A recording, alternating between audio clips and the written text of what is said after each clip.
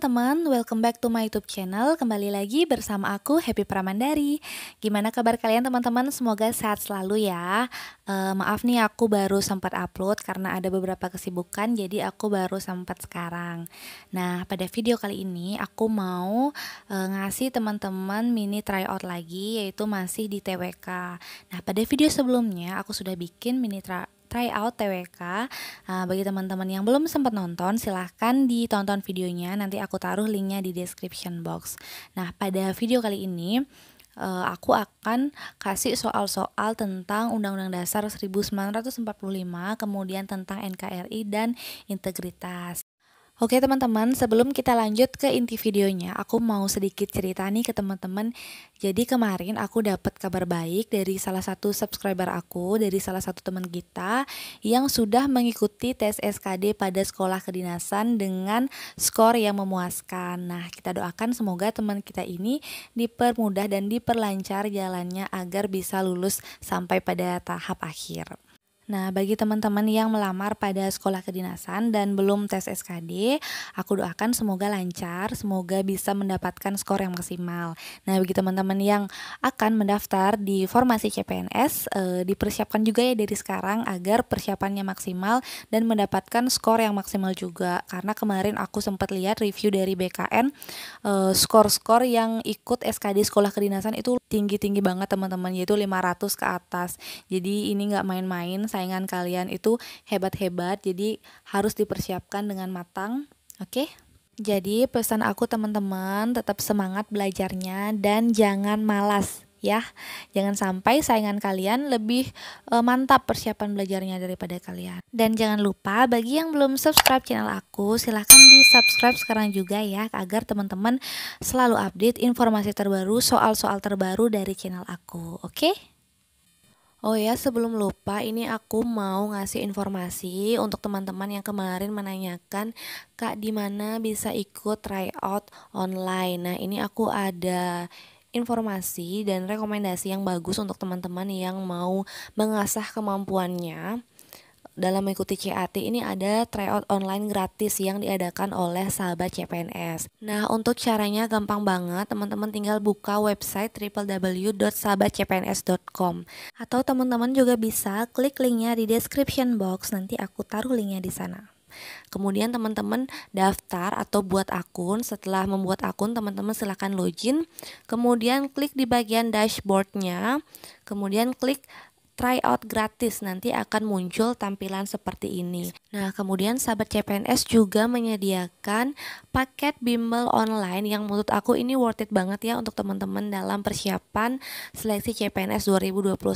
Nah, di sini harga paket SKD Mastery Premium itu hanya 99.000 per tahun. Kemudian yang SKD Mastery Platinum itu hanya 299.000 per tahun. Nah, jika teman-teman ingin mendapatkan potongan harga lagi, biar lebih murah lagi, teman-teman bisa pakai kode referral aku Happy Pramandari. Oke?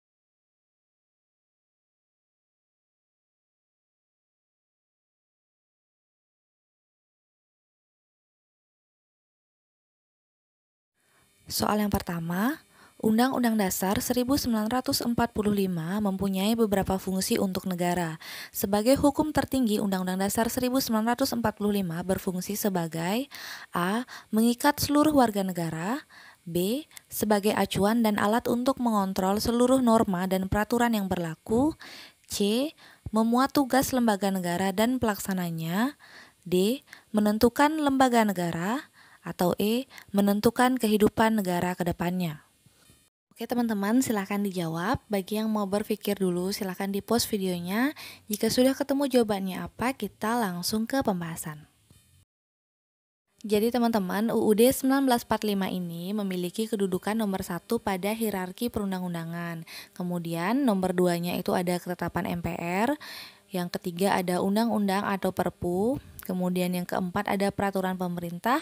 Yang kelima itu peraturan presiden atau perpres. Kemudian yang keenam ada perda dan yang terakhir adalah peraturan kabupaten atau kota. Nah, Undang-Undang Dasar 1945 merupakan sumber hukum tertinggi, artinya setiap produk hukum harus berlandaskan UUD 1945 dan sebagai alat kontrol, yaitu mengecek apakah norma hukum yang lebih rendah sesuai atau tidak dengan UUD 1945, seperti itu. Jadi, ketentuan-ketentuan yang ada dalam ketetapan MPR sampai dengan peraturan kabupaten atau kota itu harus sesuai dengan Undang-Undang Dasar dan tidak boleh menyimpang.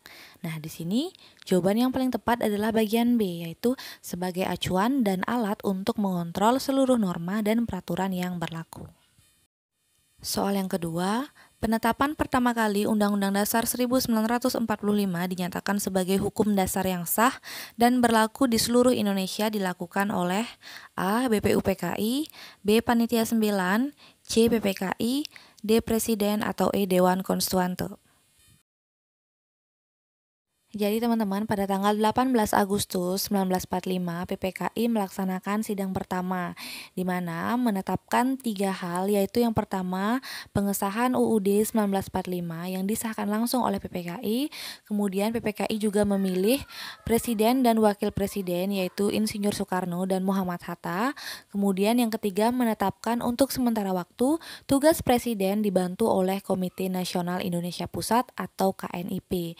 Jadi di sini jawabannya adalah bagian C, yaitu PPKI. Oke, lanjut soal nomor 3. Undang-Undang Dasar 1945 secara resmi dinyatakan sah digunakan sebagai dasar negara Indonesia pada tanggal A. 1 Juni 1945, B. 16 Agustus 1945, C. 18 Agustus 1945, D. 19 Agustus 1945 atau E. 20 Agustus 1945. Oke teman-teman, di pembahasan soal sebelumnya sudah ada jawabannya, yaitu C. 18 Agustus 1945, yaitu 1 hari setelah hari kemerdekaan. Ya kan, kemerdekaan itu tanggal 17 Agustus. Nah, besoknya UUD 45 ini disahkan oleh PPKI. Jadi teman-teman, materi seperti ini teman-teman harus tahu dan ingat karena pasti akan keluar entah itu yang meresmikan UUD, yang merumuskan Pancasila, kapan Pancasila disahkan, kapan UUD disahkan, siapa yang mengesahkan, siapa yang merumuskan, itu pasti keluar, dijamin teman-teman. Jadi harus tahu dan harus diingat, oke? Oke, lanjut soal berikutnya. Jika RUU tidak mendapat persetujuan bersama antara Presiden dan DPR, maka A. Boleh diajukan lagi dalam persidangan DPR pada masa itu dengan adanya perubahan. B. Tidak boleh diajukan lagi dalam persidangan DPR pada masa itu. C. Diajukan pada sidang DPR yang akan datang. D. Mengganti draft RUU dan disidangkan kembali. Atau E. Langsung diundangkan dan ditulis pada lembaran negara. Oke teman-teman, langsung aja kita bahas. Jadi di sini RUU atau rancangan undang-undang yang tidak mendapat persetujuan bersama tidak boleh diajukan lagi dalam persidangan DPR masa itu. RUU yang telah disetujui bersama tidak disahkan oleh Presiden dalam waktu 30 hari, maka RUU sah menjadi UU atau undang-undang. Jadi jawabannya adalah option B, yaitu tidak boleh diajukan lagi dalam persidangan DPR pada masa itu. Oke, lanjut soal nomor 5. Penyimpangan pertama terhadap UUD 1945 adalah A. Sistem presidensial berubah menjadi sistem parlementer.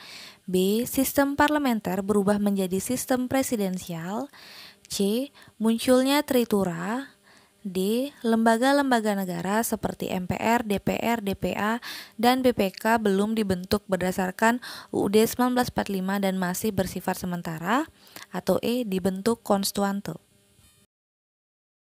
Jadi teman-teman, pada awal kemerdekaan terdapat beberapa penyimpangan terhadap Undang-Undang Dasar 1945.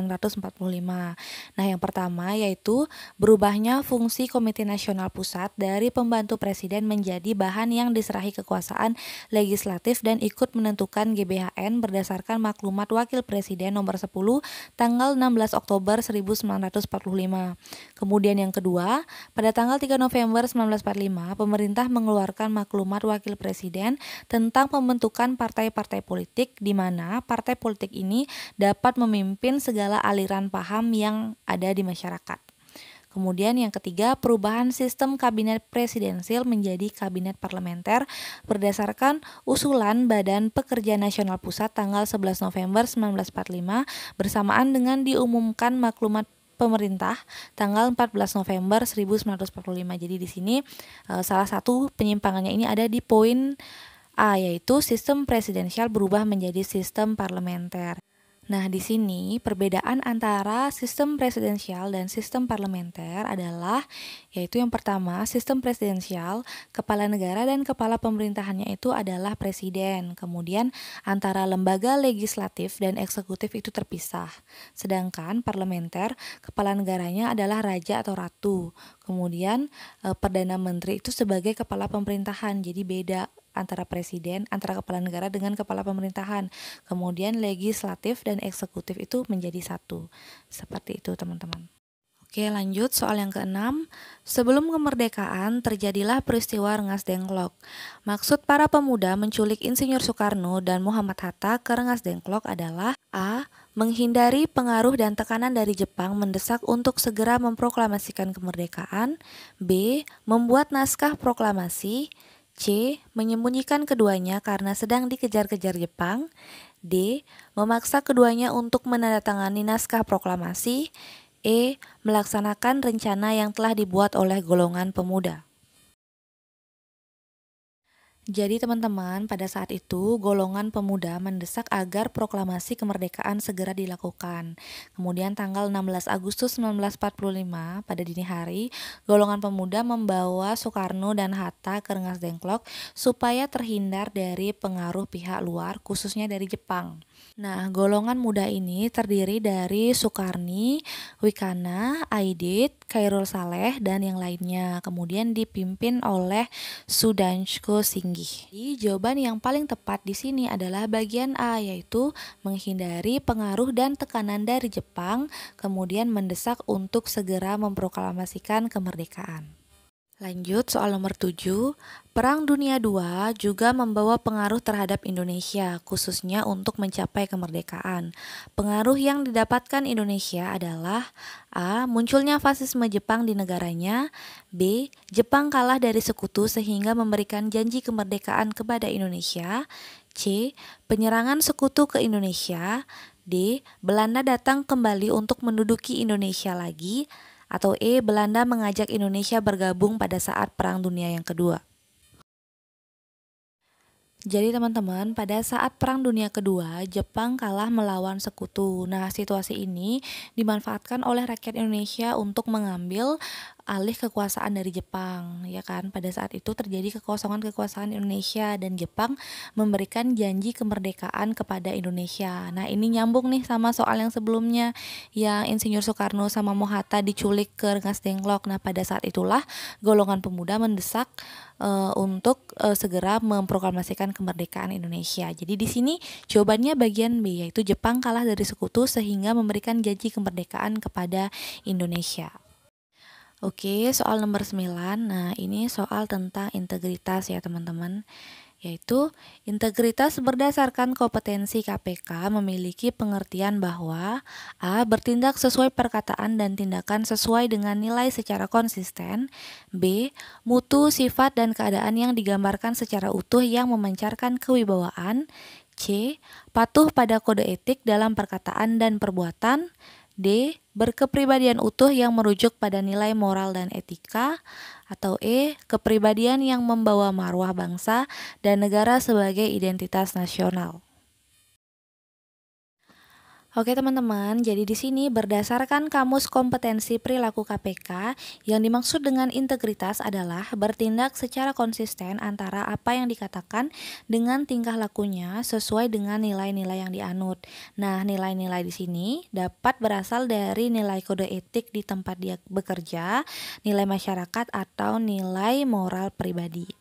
Jadi di sini jawaban yang paling tepat adalah option yang A, yaitu bertindak sesuai perkataan dan tindakan sesuai dengan nilai secara konsisten. Soal berikutnya, salah satu strategi jangka panjang KPK dalam membangun integritas nasional adalah A. Meningkatkan partisipasi masyarakat dalam proses kebijakan pemerintah, B. Memberikan motivasi kepada pemimpin untuk bekerja secara efisien, C. Membangun infrastruktur untuk membantu kinerja aparatur secara efisien, D. Membangun dan mendidik masyarakat tentang bahaya korupsi, atau E. Menindak segala bentuk tindak pidana korupsi. Oke teman-teman, jadi di sini faktor kunci untuk membentuk integritas nasional adalah sikap para pemimpin yang bisa menjadi teladan masyarakat, kemudian memotivasi elemen bangsa untuk mencapai tujuan nasional. Jadi ini adalah kerjasama seluruh komponen bangsa yang harus dilakukan secara terus-menerus. Jadi di sini nggak cuma pemimpinnya, nggak cuma masyarakatnya, tapi semua harus berkolaborasi untuk membentuk yang namanya integritas nasional. Nah di sini yang ditanyakan adalah strategi jangka panjang. Jadi nggak hanya untuk yang ada sekarang aja, tapi untuk kedepannya seperti itu teman-teman. Kita coba analisis dari option yang A, yaitu meningkatkan partisipasi masyarakat dalam proses kebijakan pemerintah. Oke, boleh juga kita keep ya. Kemudian bagian B yaitu memberikan motivasi kepada pemimpin untuk bekerja secara efisien. Ini menurut aku kurang pas jawabannya, karena yang bisa KKN itu bukan dari kalangan pemimpin aja, tapi dari bawah juga ada potensi KKN seperti itu. Kemudian bagian C, membangun infrastruktur untuk membantu kinerja aparatur secara efisien. Ini kurang pas juga menurutku jawabannya. Kemudian yang D, membangun dan mendidik masyarakat tentang bahaya korupsi.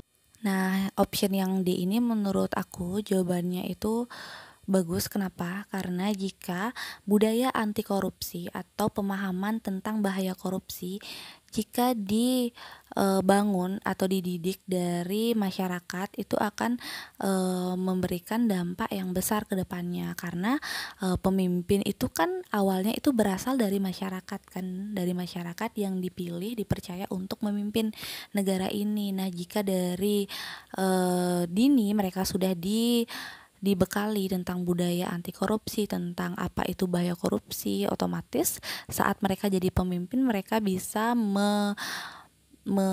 mengamalkan ilmu-ilmu tersebut kayak gitu. Apalagi sekarang di saat kita masih sekolah, kuliah, mendapat pendidikan itu kita sudah diajari pendidikan anti korupsi seperti itu. Jadi ini dari dini sudah dibekali, nantinya pada saat menjadi pemimpin itu sudah bisa merefleksikan seperti itu. Jadi paling ampuh menurutku jawabannya paling D. Sedangkan bagian E itu adalah menindak segala bentuk tindak pidana korupsi. Nah ini menurut aku dia itu bukan ke strategi jangka panjang, tapi lebih ke menangani yang terjadi sekarang seperti itu. Oke, soal berikutnya, KPK sebagai lembaga khusus tindak pidana korupsi memiliki andil dalam perkara korupsi, terutama dalam bidang A. Penuntutan, B. Penyidikan, C. Penuntutan sekaligus penyidikan, D. Pemutusan perkara, E. Penyidikan sekaligus pemutusan perkara. Oke, jadi di sini KPK mempunyai tugas yaitu berkoordinasi dengan instansi yang berwenang melakukan pemberantasan tindak pidana korupsi, kemudian supervisi terhadap instansi yang berwenang melakukan pemberantasan tindak pidana korupsi, melakukan penyelidikan, penyidikan, dan penuntutan terhadap tindak pidana korupsi, kemudian melakukan tindakan-tindakan pencegahan tindak pidana korupsi, dan melakukan monitor terhadap penyelenggaraan pemerintahan negara. Nah, di sini kira-kira yang mana teman-teman yang sesuai dengan penjelasan aku itu? Oke, jadi di sini jawabannya bagian C, yaitu penuntutan sekaligus penyidikan. Oke, lanjut soal berikutnya. Berikut ini yang merupakan tujuan diadakannya amandemen UUD 1945 adalah.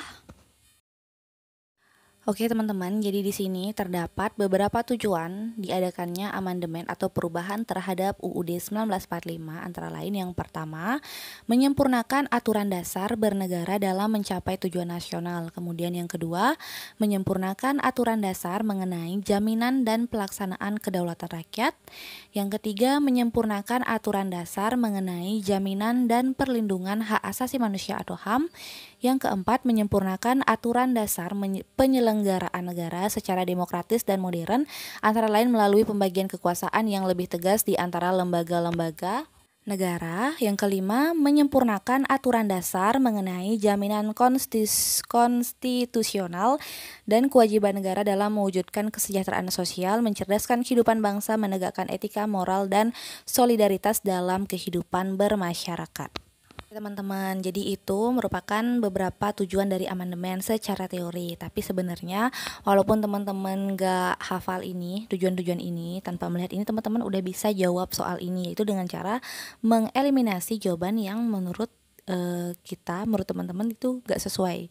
Coba kita lihat dari option yang pertama, yaitu yang A, untuk mengembalikan UUD 1945 yang menjiwai konstitusionisme, kemudian menjaga prinsip-prinsip liberalisme. Nah, di sini ada prinsip liberalisme, di mana di Indonesia prinsip liberalisme itu tidak cocok gitu diterapkan karena paham liberalisme itu kan tentang kebebasan, kemudian tidak menyertakan campur tangan pemerintah dalam menjalankannya, seperti itu. Jadi kemudian sempat juga aku baca bahwa paham liberalisme ini itu bertentangan dengan sila kelima Pancasila, karena paham liberalisme ini itu menyebabkan yang namanya kesenjangan sosial, jadi bukan kemerataan atau keadilan kayak gitu. Jadi otomatis yang A udah kita eliminasi jawabannya, ya kan.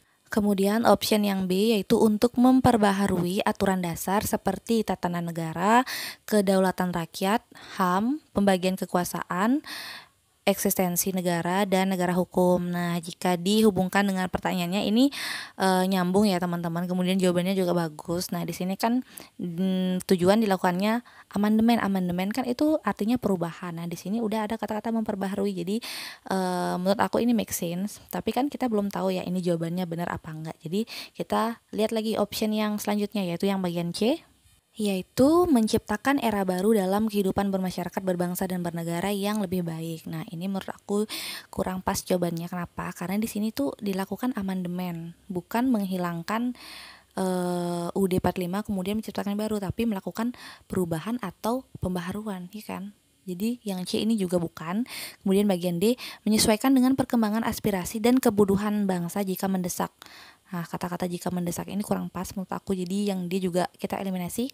Kemudian bagian E, mempertegas sistem pemerintahan parlementer. Nah, seperti yang aku jelaskan di awal tadi, sempat kan dibahas parlementer itu nggak bisa ya diterapkan di Indonesia karena sistem pemerintahannya ini dipimpin oleh kepala negaranya itu raja atau ratu, kemudian pemerintahannya itu dipimpin oleh siapa tadi, perdana menteri, ya kan.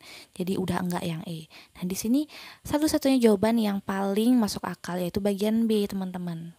Kayak gitu. Jadi nanti aku kasih tips ke teman-teman, kalau teman-teman ketemu soal yang teman-teman benar-benar have no idea jawabannya apa, teman-teman analisis satu persatu optionnya, kemudian pilih yang paling masuk akal menurut teman-teman, kayak gitu. Oke, tapi jangan kelamaan juga berpikirnya, nanti waktunya habis. Jadi manfaatkan waktu se-efisien mungkin. Oke, lanjut soal berikutnya. Peristiwa bom Hiroshima yang menandai awal kekalahan Jepang terhadap sekutu terjadi pada tanggal. Oke, teman-teman silakan. Kira-kira apa jawabannya? Jadi teman-teman, yang menjatuhkan bom atom di kota Hiroshima dan Nagasaki, Jepang pada Perang Dunia Kedua ini adalah Amerika Serikat. Nah, yang pertama dijatuhkan bom itu adalah Hiroshima pada tanggal 6 Agustus. Kemudian disusul 3 hari kemudian yaitu Nagasaki, di kota Nagasaki pada tanggal 9 Agustus. Nah, agar lebih mudah dalam mengingatnya, di sini aku kasih tips agar teman-teman nggak kebalik dalam menjawabnya. Nah, jadi di sini Hiroshima itu kan diawali dengan huruf H, ya kan. Kemudian Nagasaki diawali dengan huruf N, di mana huruf H itu lebih awal urutannya daripada huruf N. Jadi Hiroshima itu tanggal 6, tanggal yang duluan, kemudian Nagasaki tanggal 9, tanggal yang belakangan, kayak gitu. Ngerti nggak teman-teman? Jadi H itu Hiroshima karena hurufnya lebih awal, maka dia tanggalnya juga lebih awal, itu tanggal 6. Kayak gitu teman-teman. Oke teman-teman, lanjut ke soal berikutnya, yaitu pengakuan de jure memiliki arti pengakuan dari negara lain terhadap suatu negara secara resmi. Contohnya, A. 17 Desember 1945 terbentuknya Republik Indonesia. B. 27 Desember 1949 pengakuan kedaulatan RI oleh Belanda. C. 10 Agustus 1945 pengakuan kedaulatan RI oleh Jepang. D. 10 Juli 1947 terbentuknya RIS oleh Belanda. Atau E. 10 Juli 1947 pengakuan RIS oleh PBB.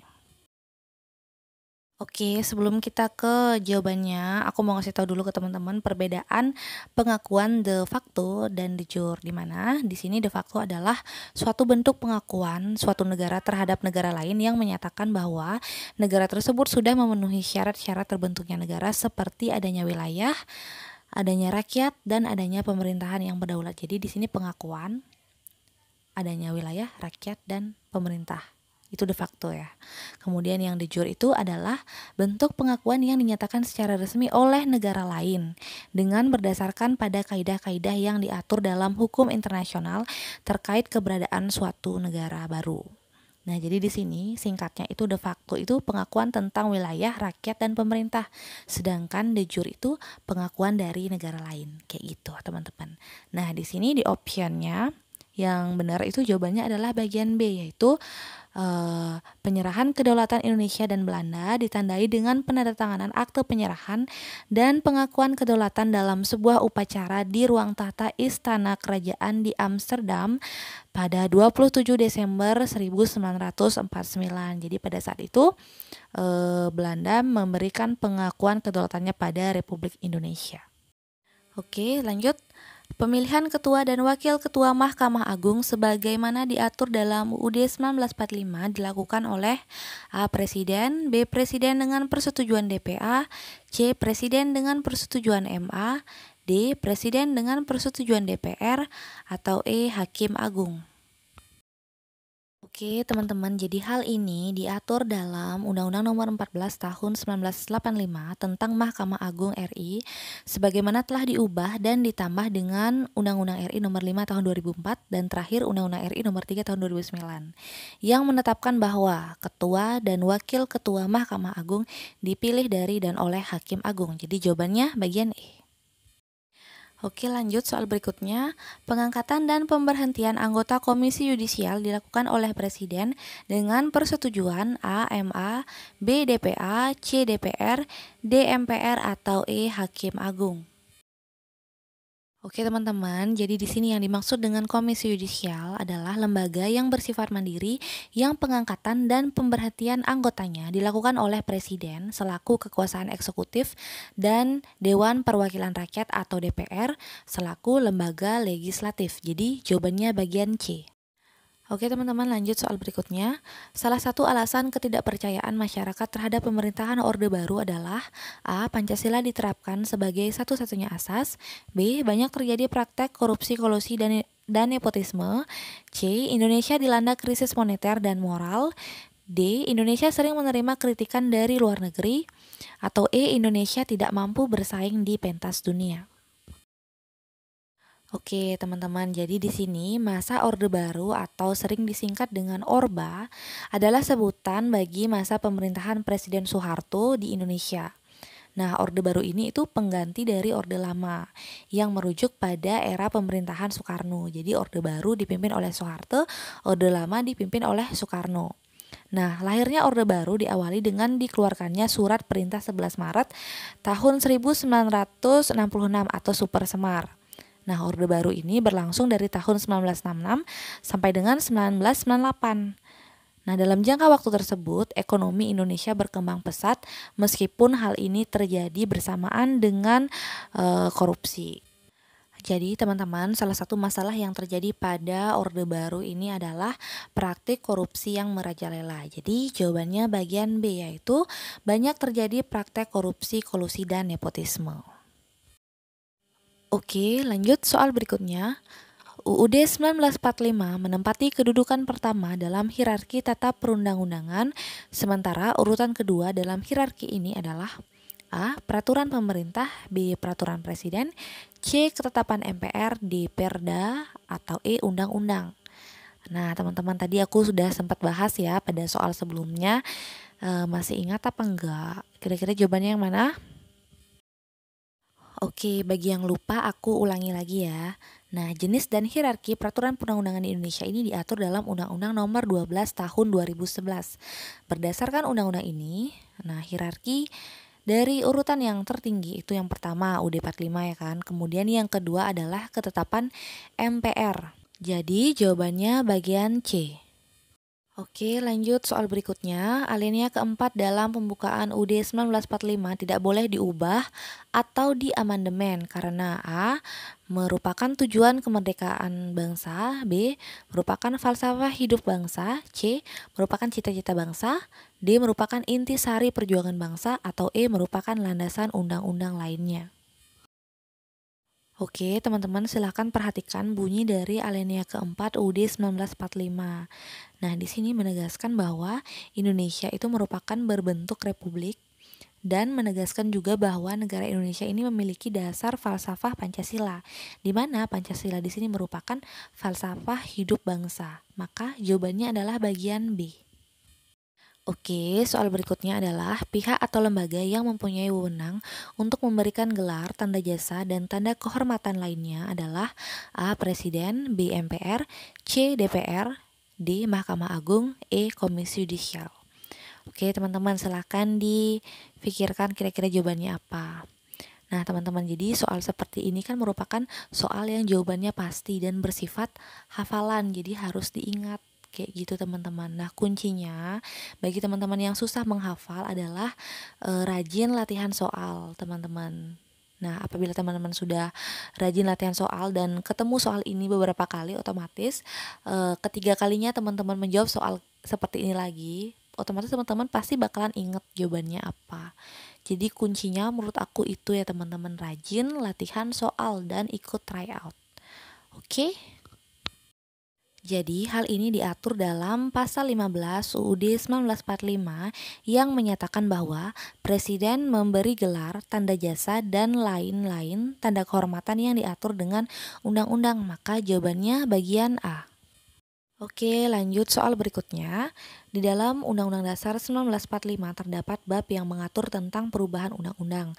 Hal khusus yang tidak dapat dilakukan perubahan adalah A. Pasal Undang-Undang Dasar, B. Bentuk negara, C. Agenda sidang MPR, D. Pelaksanaan pemerintahan, atau E. Peraturan Presiden.